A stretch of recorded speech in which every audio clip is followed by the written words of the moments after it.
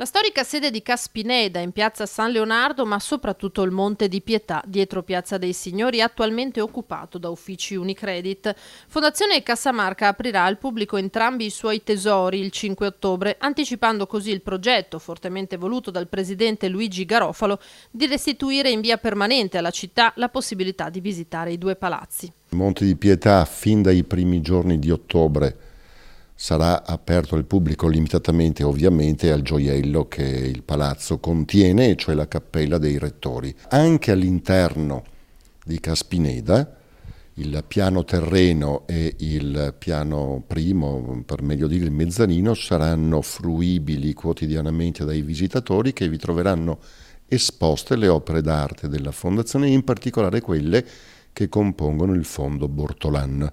Iniziativa di cui i potenziali visitatori potranno venire a conoscenza non solo sul sito della Fondazione, ma anche attraverso i social, visto che l'attuale consiglio di indirizzo ha deciso di aprirsi ai new media. Ritengo che al tempo d'oggi la comunicazione viaggi soprattutto attraverso questi social.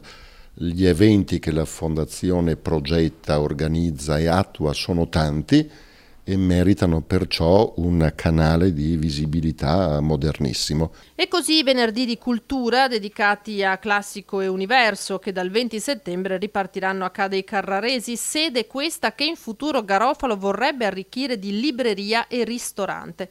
Ma sui social il presidente intende promuovere anche la vendita della Jaguar con cui si spostava l'ex presidente Dino De Poli. Da oggi e fino a metà novembre chi sia interessato all'acquisto della Jaguar, che forse non è ancora un'epoca storica, ma sicuramente alla particolarità della targa con una A seguita da tutti 0, prossimo anno prenderà avvio al Teatro Eden un corso, un master per direttori d'orchestra sotto l'egida dei maestri Marcon e Andretta. Alla fine del corso vi sarà un premio per il miglior giovane direttore d'orchestra che auspichiamo possa essere sovvenzionato con il ricavato di questa vendita.